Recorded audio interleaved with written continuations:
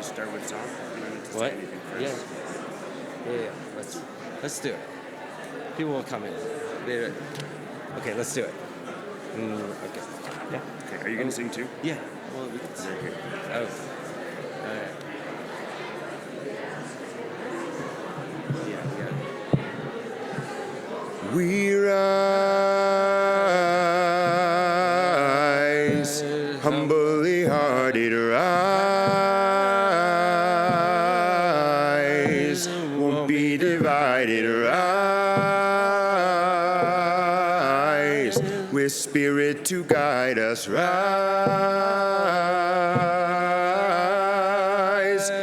Will you sing this back to me? Rise. Let's hear you. Rise. Beautiful. That's going to happen 3 times. And the 4th time, you're going to go up at the end. Rise. Can you try that? Rise. That's the whole chorus, and the verse goes like this. The words are, in hope, in prayer, we find ourselves here. Let's try it. In hope, in prayer, we find ourselves here. In hope, in prayer, we're right here. In hope, in prayer, we find ourselves here. In hope, in prayer, we're right here, and we rise, humbly hearted rise, won't be divided rise, with spirit to guide us rise.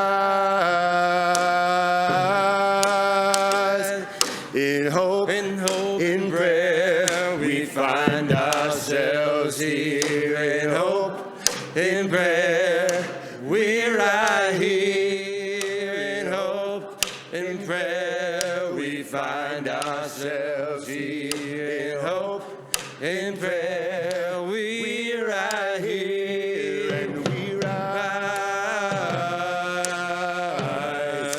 all of the children rise, elders with wisdom rise,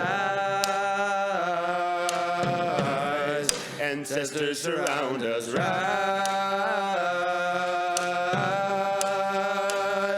In hope, in prayer, we find ourselves here. In hope, in prayer, we're right here. In hope, in prayer, we find ourselves here. In hope, in prayer, we're right here, and we rise up from the wreckage, rise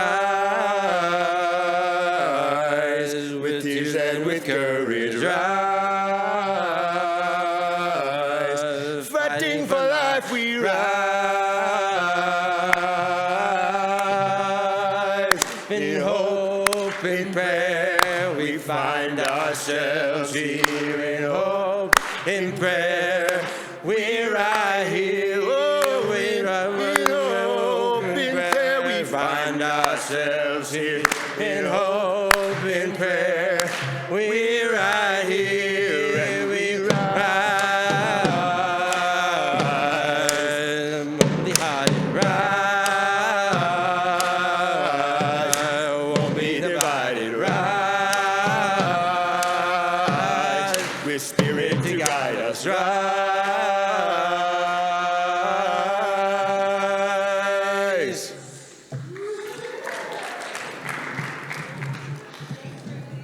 My name is Moshe Kornfeld, and I'm the founder.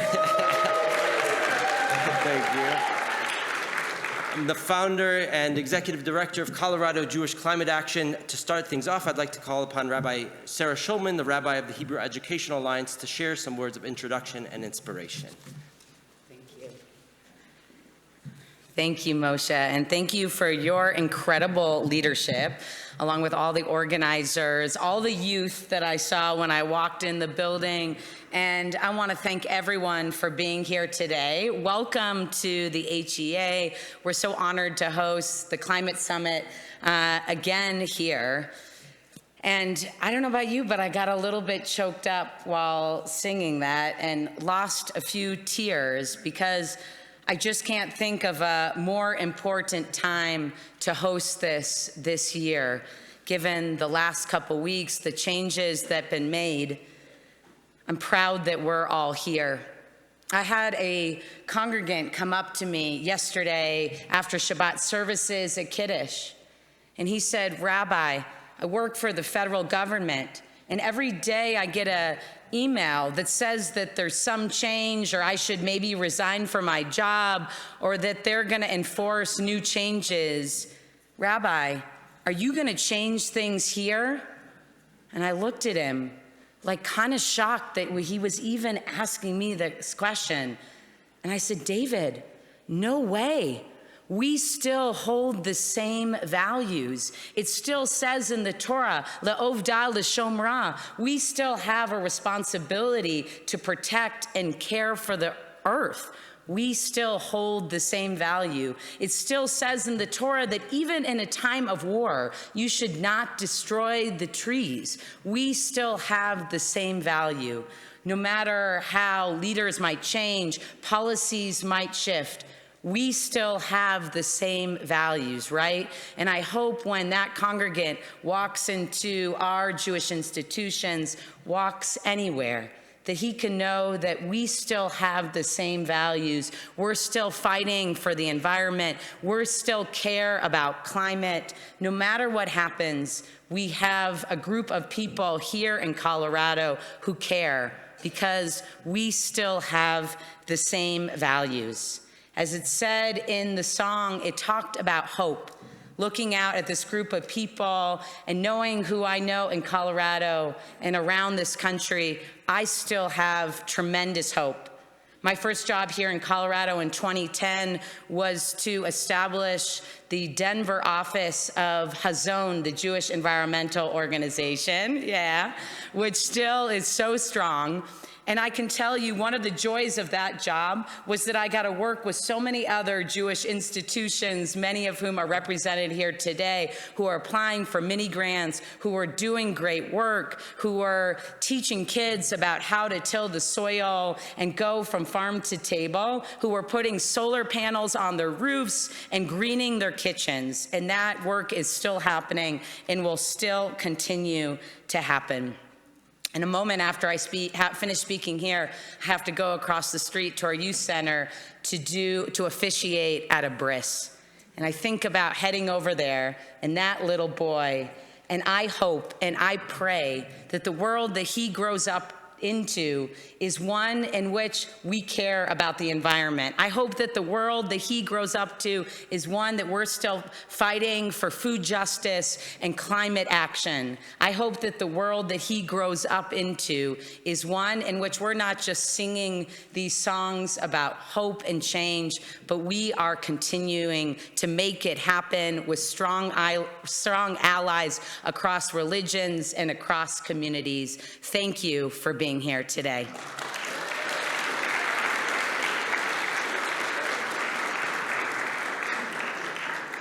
Thank you so much, Rabbi Shulman, for your inspiring words and for your continued leadership.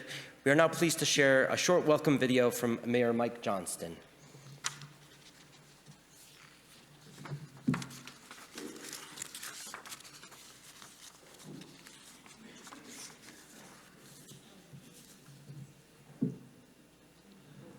You're on mute.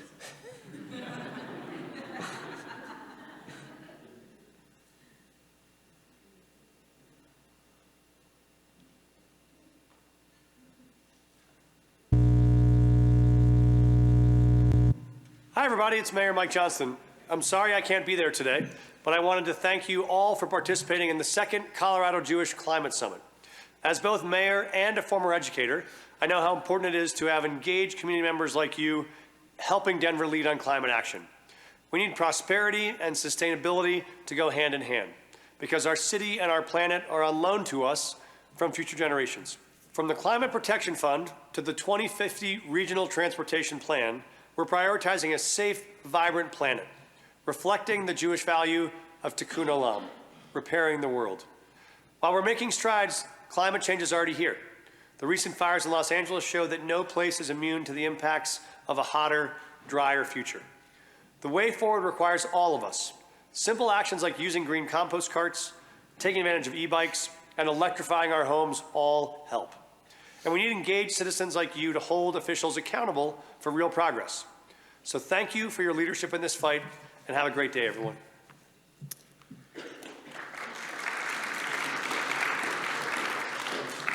Next, I'd like to invite Brandon Rattiner, the Senior Director of the Jewish Community Relations Council, to share some words of welcome on behalf of Jewish Colorado.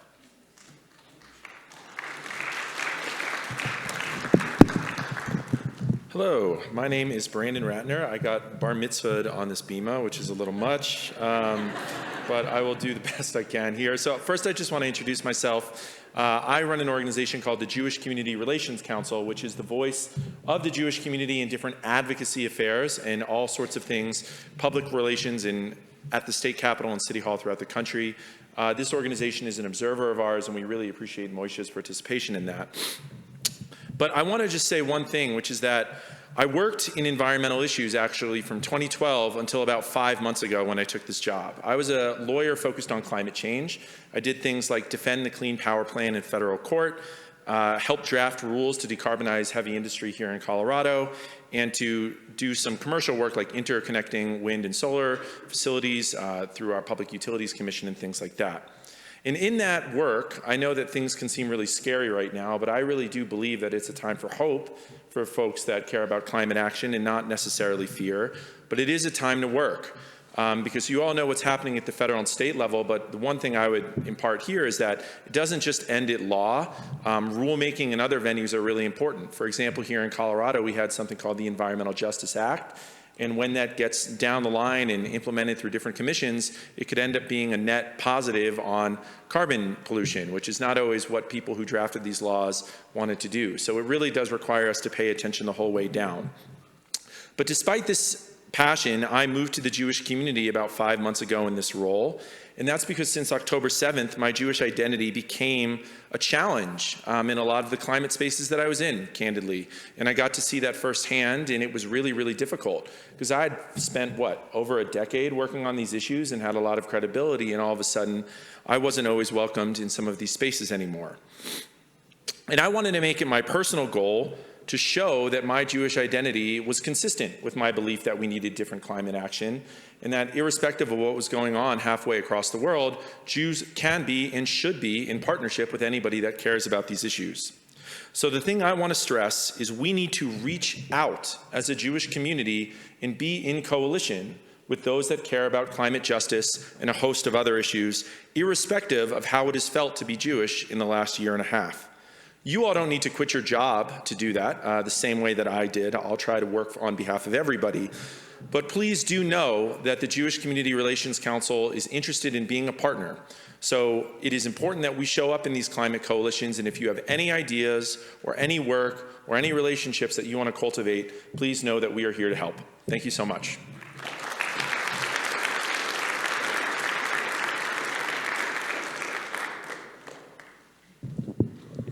Thank you so much, Brandon. My name is Diana Lane, and I'm on the leadership team of Colorado Jewish Climate Action, and we're very grateful to Jewish Colorado for your ongoing support. So I'm here to honor the memory of Jeff Tatelman. If you came to the Climate Summit in 2023, you might have seen or had a conversation with our beloved friend and fellow climate organizer, Jeff Tatelman. He would have had a big smile on his face, a ton of energy, and particularly goofy dance moves for the closing concert. If you spoke to him, you felt welcomed. Jeff passed away shortly after the previous climate summit, following a brief and unexpected illness, and the CJCA leadership team wanted to honor his memory here.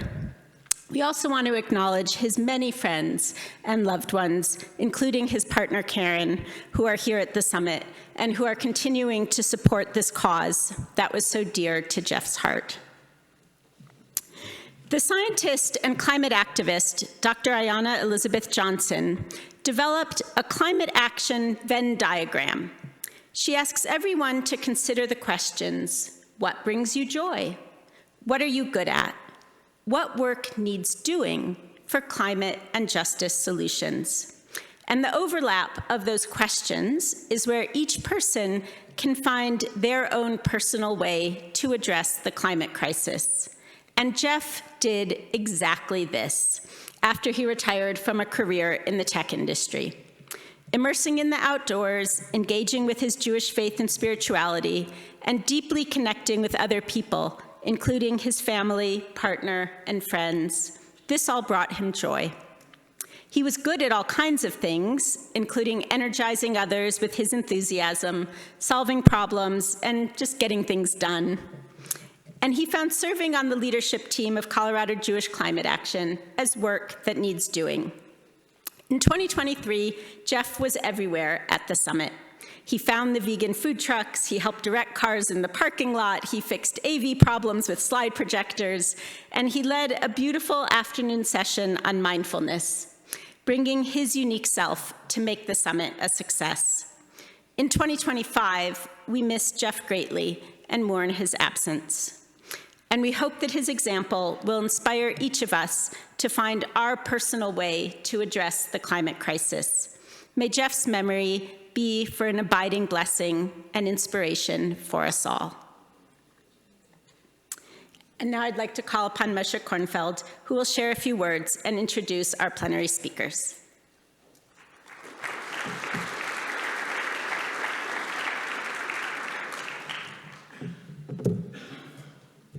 As I said just moments ago, my name is Moshe Kornfeld, and I'm the founder and executive director of Colorado Jewish Climate Action, an organization focused on education, advocacy, and community greening initiatives that strives to bring Jewish action and climate justice to the forefront of the Jewish communal agenda.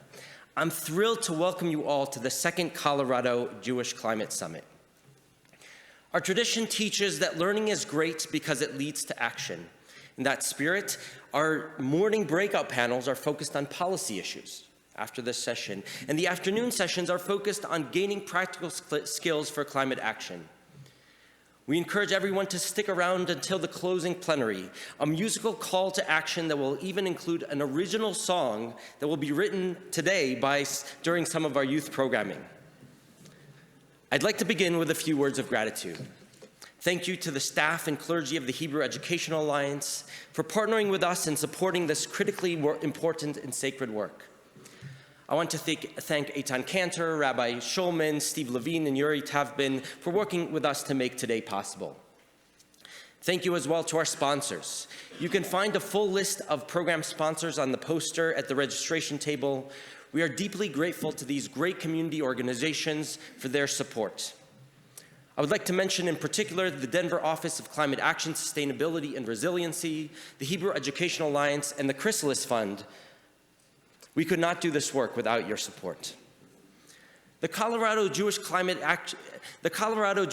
Action Leadership Team is an exceptional group of people ranging from high schoolers to retirees who dedicate time, treasure, and talent to Jewish climate action here in Colorado. As a small organization with one staff person, it is this group of dedicated leaders who make it possible for us to do this work. Please rise if you are on the CJCA leadership team. I encourage you to find time to chat with these fine folks.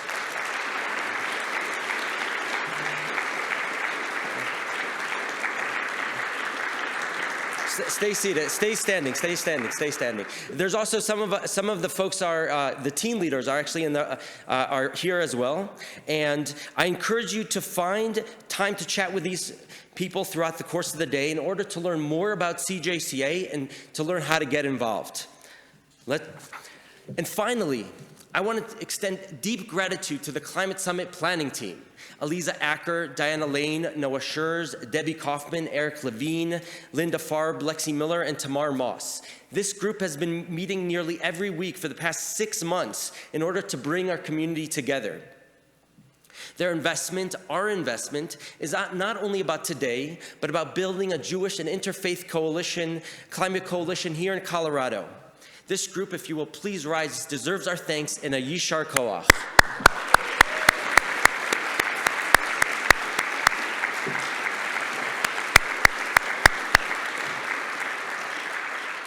I'd like to take a few moments to think about this common Jewish idiom, Yishar Koach. Yishar Koach is about the present and about the future. Yishar Koach literally means, may your strength be straight. This phrase, as many of you well know, is commonly used to recognize people after they get an honor in synagogue or if they've done some other laudable deed. Beyond acknowledging the good that has already been done, Yishar Koach looks to the future. It blesses people with continued strength to do more good works. In English, we might say, more power to you. You've done good, continue to do so. Yishar Koach to all of you for coming today. And may this gathering empower us to build the strength we need to implement climate solutions at the scale that science and justice demand.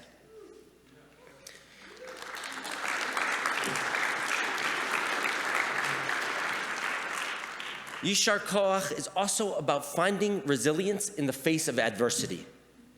As I mentioned earlier, Koach means strength or power. Sadly, the climate movement doesn't have nearly enough power.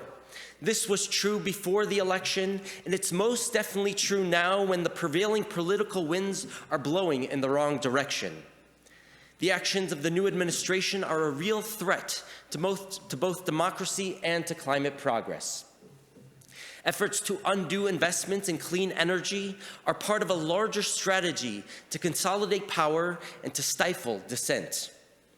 In response to these troubling trends, we might be tempted to succumb to despair and resignation. We mustn't and we can't. We must encourage each other with the words of Yishar Koach. We must find the focus and strength for the work that lies ahead. For you, and I imagine for me, and I imagine for many of you, the first few weeks of the new administration have been overwhelming. This overwhelm is the point. It's a technique that shakes our focus and disorients us. What we need is Yishar Koach, to straighten our strength and to focus our energy. Climate change was already overwhelming. Staying focused is more important than ever. Sociologist Jennifer Walter offers an effective strategy. Pick a few key issues you deeply care about and focus your attention there.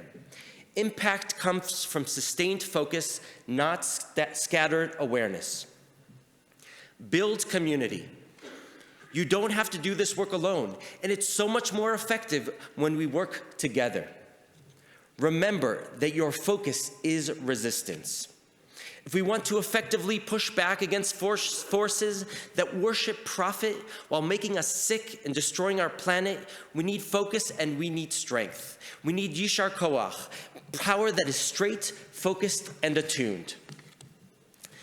Yishar Koach is about everyday and history-defining action. After coming down from Mount Sinai and seeing the people worshiping the golden calf, Moses smashes the tablets of the law. The Talmud imagines God praising Moses with the words, Yishar kochecha sheshibarta. May your strength be true, Yishar kochecha, due to the fact that you broke the tablets. Drill, baby, drill has become an idolatrous call to worship short-term profit for a select few while harming people and polluting our planet. The recent fires in Los Angeles killed 29 people, destroyed 16,000 structures, and according to one estimate, caused between $250 and $275 billion in damages and property loss. These numbers are staggering, and we are in nothing less than a crisis that requires us to break some tablets. And at the same time, acknowledging that we are in a crisis doesn't undermine the value of small individual actions. We say Yishar Koach to celebrate small wins, and we say Yishar Koach when someone takes monumental, history-defining action. The truth is that the climate movement needs it all. We need people to focus on their work in their personal domains. Yishar Koach to everyone who has installed rooftop solar, electrified their homes, reduced their meat consumption, and shifted how they get around. May you continue to have focused strength as you challenge yourselves, your families, and your communities to keep going. You are the energy transition in motion. And we also need leaders, elected and otherwise, who will do the history-defining work necessary to achieve a clean energy future. Those leaders don't exist in a vacuum. It is our job to hold our leaders accountable, to insist that they do the difficult work to achieve a just and livable world for our children and grandchildren. We are honored to have Attorney General Phil Weiser with us here today.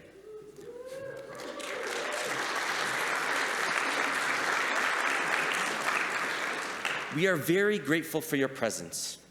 Over the next few years, as our state's Attorney General, you will be uniquely situated to resist federal overreach and efforts to undo climate progress. We wish you Yishar Koach. We acknowledge the work you've done, and we wish you the strength to continue as you aggressively push back against efforts to dismantle clean energy policies. The federal government, for example, is trying to claw back billions of dollars of equity-focused Solar for All program. In Colorado, this could represent more than $100 million of funding that would ensure more equity in the energy transition. In this and many other programs, we need you to use your power to fight for the things that truly matter. As the federal government systematically works to undo diversity initiatives, local and state governments need to do more in order to pursue environmental justice, to eliminate sacrifice zones in which marginalized communities suffer disproportionately from environmental harms. Here at CJCA, we believe that justice must be at the center of the climate movement. Yishar Koach is about acknowledging the achievements of the past, recognizing one another in the present, and preparing for the challenges that lie in the future. Yishar Koach to us all. And with that, it is my distinct pleasure to introduce Attorney General Phil Weiser.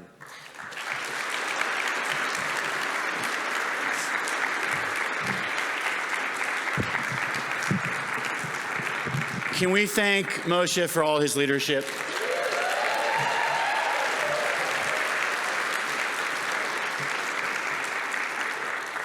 I want to thank you all for coming and visit with you on 3 points on my mind. First, what I learned from Torah and Jewish tradition relevant to today. Second, what we've been doing to meet the challenges of this moment. And third, why we must hold on to hope as we go forward. First, my bar mitzvah parsha. When you come up on the bima, you remember that first moment, reading from the Torah, 13 years old. I read Bahar. Bahar, for those who don't have their fingertips, discusses the tradition, 6 years you shall work the fields. The 7th year, both you and the fields shall rest. And in the 50th year is a jubilee year throughout the land, which, by the way, is the inspiration that we have in terms of the Liberty Bell. Liberty shall be throughout the land. That's a vision of the good life. First, take care of yourself. It's often said that the Jews didn't just keep Shabbat, Shabbat kept the Jews. Pace yourself. Everybody here, remember, you need breaks. It feels overwhelming. There's so much to do, and we need you for the long term. That's part of the teaching of Bahar. But Bahar has another teaching about the land, that our land, our water, our air, is fragile. It too needs our care. We can't overtax it, because once you destroy a fragile ecosystem, you can't get it back. And obviously, in this moment, we are terrified of what that painful experiment that we're conducting could lead to. The final point is one that comes from the Torah to me through Justice Ruth Bader Ginsburg, whose favorite quote was, "Justice, justice shall you pursue." Tzedek, tzedek, tirdof. There's a great conversation you hear from other rabbis on this. Why do you say justice twice? One answer is it's so important you need to emphasize it. But another is you must pursue justice justly. We together must work in a just way in how we pursue our goals. And we must keep top of mind the teaching from Pirkei Avot that you don't have the obligation yourself to complete this work of repairing and healing our world. But none of us are free to desist from taking part and doing our part. Colorado has done its part leading on issues around climate, on how we protect our land, air, and water. We were leading the way in renewable energy portfolio standards, and it's now plainly clear renewable and clean sources of energy, solar and wind, are also the cheapest forms of energy. By the way, when you speak about doing justice justly, that means when we close down coal plants, we can't be blind or uncaring to the people who lose their jobs because the coal plant no longer is viable. And this is the live issue in Colorado today. We also in Colorado have been committed to how we protect our water at a time when there's been efforts to undermine our federal Clean Water Act. Those efforts were ones I fought back mightily, but ultimately the Supreme Court gutted our federal Clean Water Act. Colorado is now developing a national model, a state Clean Water Act. Colorado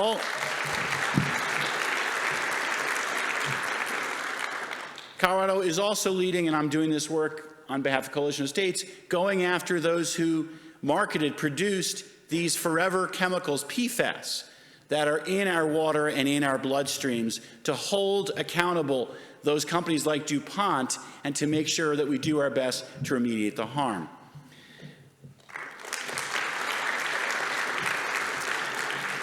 Colorado is a national model in overseeing and limiting methane emissions, which are harmful to human health and contribute to climate change. The EPA methane rule is drawn from Colorado's rule at the state level. We will be fighting to keep that rule in place.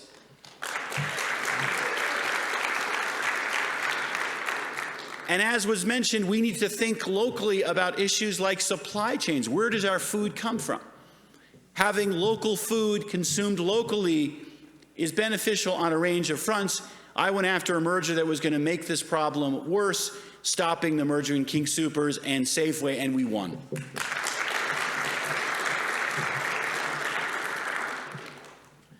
I want to talk about hope.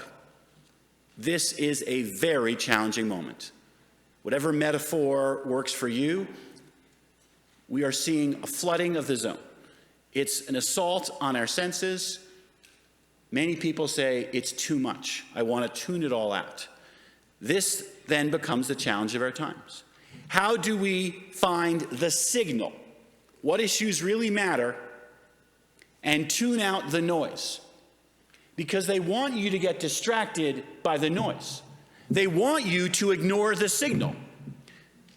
We are focused. And this week, when there was an effort to shut down federal funding across a range of areas, we went to court and we won.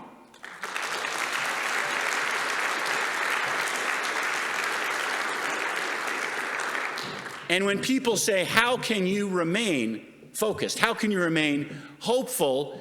I think about something that I've had a chance to talk about with many in our community of immigrants here in Colorado who are also very concerned. And what they've said is, our ancestors had it harder. For me, that's very personally true because my mom and my grandparents survived the Holocaust.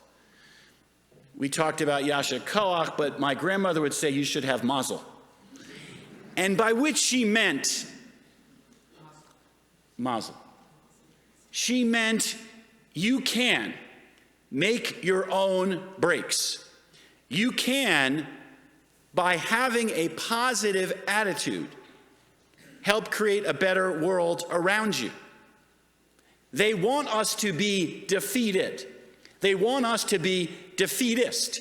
They want us not to be resilient, but we in Colorado will continue to fight.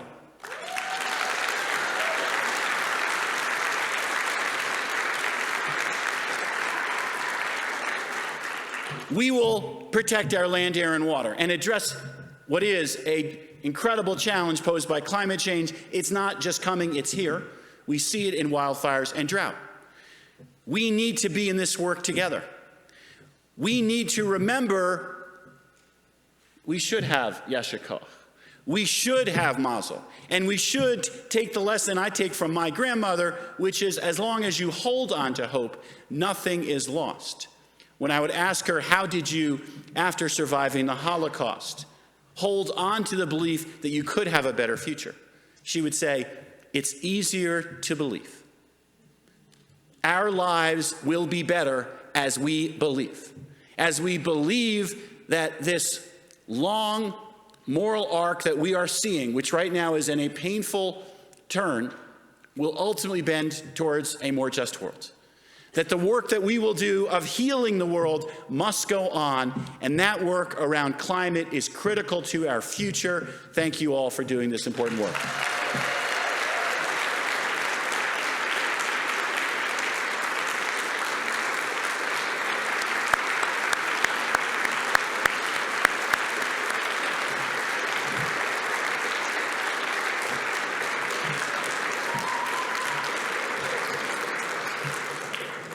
Thank you so much, Attorney General Weiser, for joining us this morning and for sharing those inspiring remarks.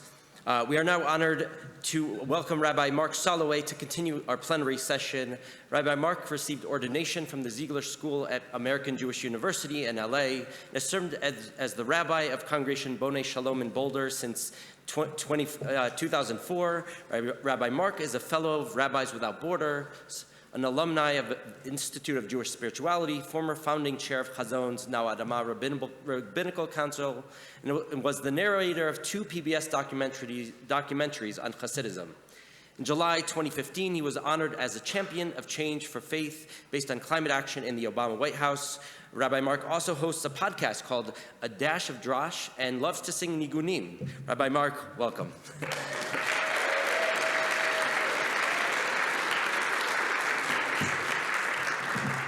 Yasher koach, mamash, really yasher koach to everybody for being here. I feel very honored and humbled to be here, especially following AG Phil Weiser. And I don't really consider myself to be an activist. I'm not a farmer. I'm not a politician. I'm a rabbi. I'm a rabbi who is blessed to have an amazing, amazing community that's full of activists who've done the work. And I'm also blessed to have a congregation that sometimes listens to my sermons. Probably the most overused story in Jewish climate spaces is the one that is a rabbinic midrash from Kohelet, from the book of Ecclesiastes, that imagines God, as it were, taking the hands of Adam and Eve and showing them around the Garden of Eden, and showing them every tree and every shrub, every plant, every animal, every bird, every fish, and saying, this is your garden. Take care of it, because if you don't, no one else will. And as overused as that story is in these kinds of spaces, I've been thinking about the power of it, because we are all Adam and Eve. And our synagogues and our schools and our JCCs and all of our institutions have the capacity to be the Garden of Eden. I was asked to talk about localization of these issues and talk a little bit about some of what we've done over these years. And on Rosh Hashanah 2006, which was only my third Rosh Hashanah at Bonai Shalom, I've since done many more, inspired by Al Gore's movie An Inconvenient Truth, I gave a sermon about climate change. And I ended that sermon by saying, what greater gift could we give the world on her birthday than a deep and real commitment to be partners in ensuring her survival? Let the shofar wake us up to this urgent call. Immediately after that sermon, before we'd even started Musaf, the service that comes immediately afterwards, a congregant called Debbie Gerlich, who I don't think is here today, whose parents were founder members of our congregation, came up to me on the bima and said, I want to start Bonai Shalom's Green Committee. And she did, and we did. And together we have achieved quite a lot. Now, under the leadership, our green team of Farmer Becca Gunn-Levy, who is here today, who is the Director of Farming and Sustainability at the Boulder JCC, the only JCC in the world that has such a position.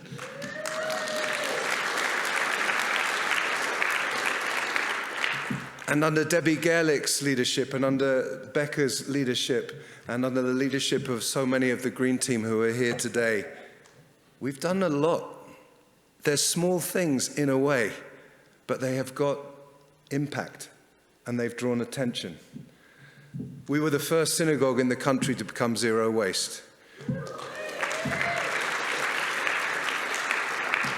We partnered early on with 3 other synagogues and with the JCC, and at one point with an Episcopal church, to bring community-supported agriculture, CA community, and we were the drop-off site for many years for that, working closely with our farmers at Red Wagon Farm and really creating a different relationship to where our food comes from and supporting the local farmers in those efforts. And that was a really powerful, and it still goes on, and that was through Chazon.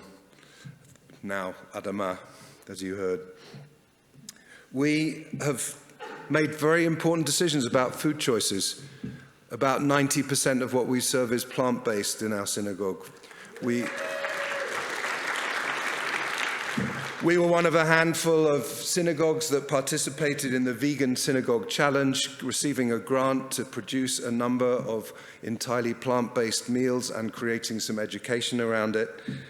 We, very early on, have created a solar-powered Ner Tamid in our synagogue. We invested in the XL Wind program. Not sure how effective that is, but I think it is. All of our holiday and education programming always defaults to making green choices about materials we use, about the food we serve, and everything else in between. For a while, before they moved across the street, hiked across the street to the milk and honey farm at the Boulder JCC, we housed goats and chickens, having a community-wide goat milking co-op and a chicken egg co-op. And we've always made important choices about our facility and our infrastructure. One of the members of our green team, Wayne Seltzer, runs Fix-It clinics, and there's one coming up at the Boulder JCC soon. And this is this idea, like, we throw away so much stuff that can be repaired because we don't know how to repair it. But Wayne, is Wayne here? He was coming. Wayne, shout out for Wayne Seltzer, and if you want to know more about Fix-It clinics, see him. He will be here at some point today. So in 2015, Debbie Gerlich, that same inspiring activist congregant who started the first Green Team, nominated me, which I thought was kind of crazy, but she nominated me to receive this award, the White House Champion of Change for Faith-Based Climate Action. And I was one of 12 faith leaders who went to the Obama White House. And the event was hosted by Gina McCarthy, who was Obama's head of the EPA. And the message that she gave, and the fact that the EPA will probably cease to exist soon, and the power that she acknowledged the different ways in which communities are doing this work, and she gave a shout out for zero waste synagogues, yay.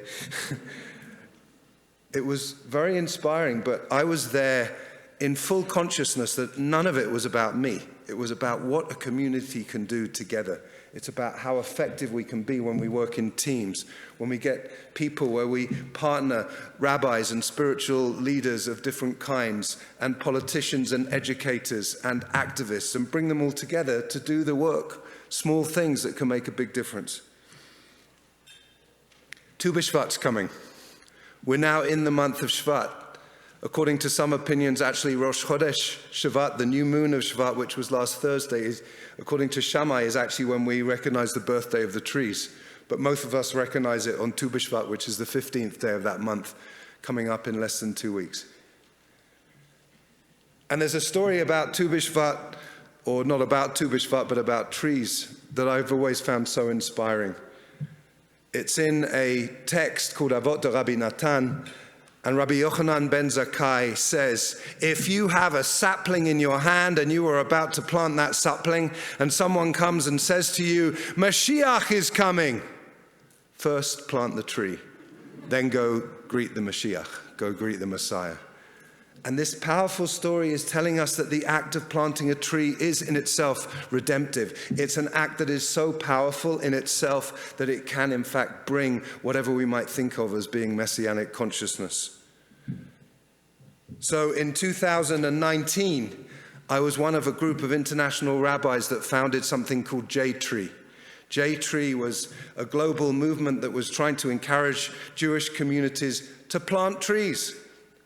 Not necessarily getting your hands dirty and actually digging into the earth and planting a tree, but supporting organizations that work for reforestation, especially in areas that have been scorched by fires, both locally and nationally and globally. And there are organizations like One Tree Planted and the National Forest Foundation that were the recipients of those.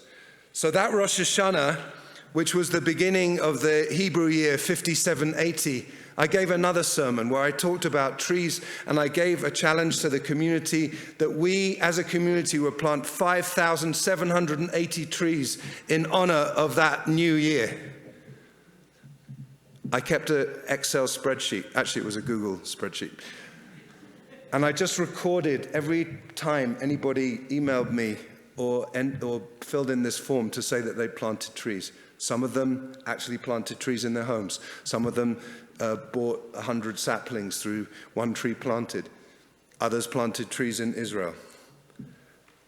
Last time I checked that Google sheet, we were at 6,680 trees, just planted by members of our community. And just knowing as Tu B'Shvat approaches, just the power of a simple act like planting a tree, not necessarily through JNF and planting trees in Israel, but in our own communities. In our own communities, just recognizing the power of the trees, not just as a symbolic act, but as something that can bring redemption and as something that can really help our climate in terms of the carbonization and in terms of reforestation. So I want to finish by saying that God willing, and with the help of many people in this room, and some of you who don't yet know you might be helping us, we're going to be building a new building on the same campus as the Boulder JCC. And the thought about sustainable goals that have gone into that building is just so inspiring to me, that we have a plan to build the greenest shul in the world. It's going to have the highest and most progressive standards of sustainability. It's going to be an all-electric facility, we're hoping, although, of course, the future of the Inflation Reduction Act is so uncertain. We don't know how this is going to be impacted with grants, but we are hoping to have a ground source heat pump, natural lighting and sunlight, LED bulbs where possible, sensors to reduce the use of electricity, low-flow water systems, EV charging stations, encouraging people for alternative means of transport. We're going to have at least space for 30 bikes and bike racks. We have easy access to bus routes and to bike lanes, and we're really hoping to build a shul for the future generations that will use as little energy as possible.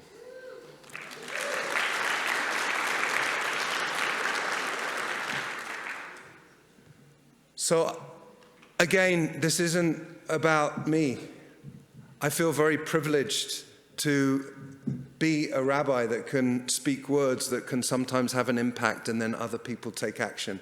And that's what's happened in my community. There are other examples I could give, but I think I've used up my time. But I just really want to just say yesher koach to all of you who are activists in your synagogues and schools and JCCs and churches and wherever else you have space, and of course in your own homes, that each of us has the power in our hands to bring redemption. Each of us has the power in our hands to plant a tree and bring Mashiach. Each of us has the power in our hands to do small acts that can make a big difference when it's so easy to give in to despair. We can just have the hope that planting a tree or changing a light bulb or eating plant-based food or supporting a local farmer can have. Thanks so much. Yesher koach.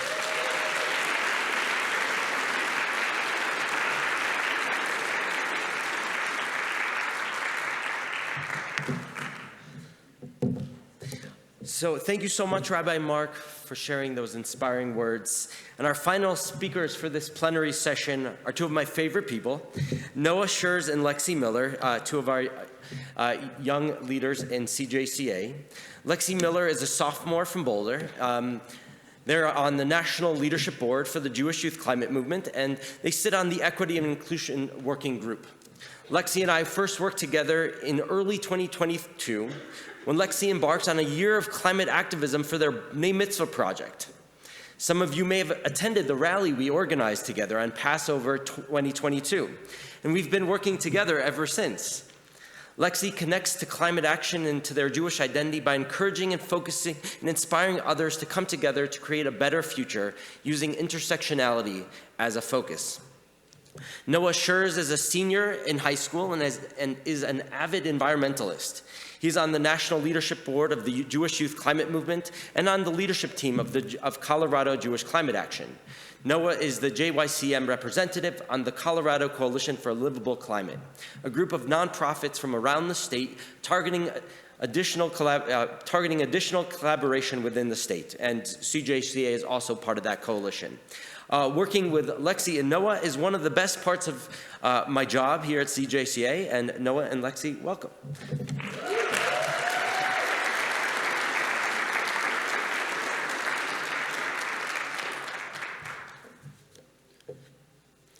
We just want to take a moment to thank Moshe again for everything that he's doing. This is such an honor to be here with so many people. It's great. So I'm just going to share a little bit about my climate story. When I was younger, I remember hearing a lot about global warming. People would talk about a hole in the ozone, how we needed to recycle more, how the ice caps were melting. I knew it was bad, but I didn't think much about it because it seemed like an adult problem and I was just an elementary schooler. As I got older, however, I started experiencing hotter summers, worsening air quality, and fires what seemed like every year. And I wasn't even on the front line in places most affected by the climate crisis. I went into an anxious spiral about the climate crisis. I saw how it affected my community. We were grieving houses lost due to fire and flooding. We were grieving people's health and the forests we loved. But I felt like there was no way to help. This is the unfortunate reality for many teens, marginalized communities, and people new to the climate fight. Climate spaces being gatekept by people in power is exactly what fossil fuel companies want and benefit from. When we make the climate fight accessible, like Moshe has done for Noah and I, like what JYCM does for teens across America, we make a difference. And you make a difference when you show up and you stand with us for collective action. You make a difference no matter how much or how little experience you have, no matter your age, no matter who you are, and no matter if people try to tell you that what you're doing is all for nothing. We can all make a difference, and we will have our voices heard today.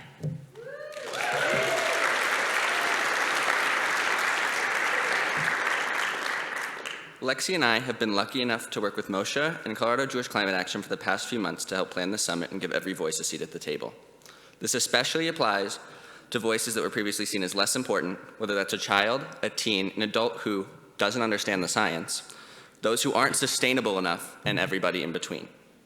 Today's programs are a glimpse of an equitable and accessible future for all, a future that all people deserve, a world where climate action has been done, has been fought for, and a future where a place and a future where a place to make all this time we spent worth it. It's been beautiful green buildings, world-class public transportation, clean water, well-run waste management, grassroots movements that put the work in to keep this future alive. It's all of us who will be proud of ourselves. Today, in the midst of these first few weeks of Trump's presidency, a dangerous precedent has been set. Climate action is not at the forefront of federal policy. Climate change is not real. More oil and gas is coming. We need to make a difference. We have to make a difference. And that's why we're all here. Action is the antidote to despair. Tikkun Olam is what is needed, and it is needed now.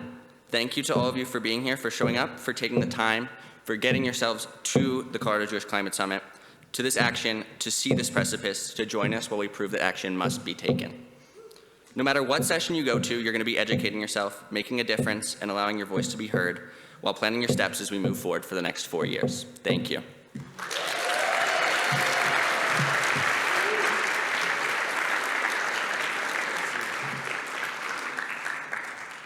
Thank you so much to A.G. Weiser, Rabbi Marc, Noah, and Lexie for your inspiring words.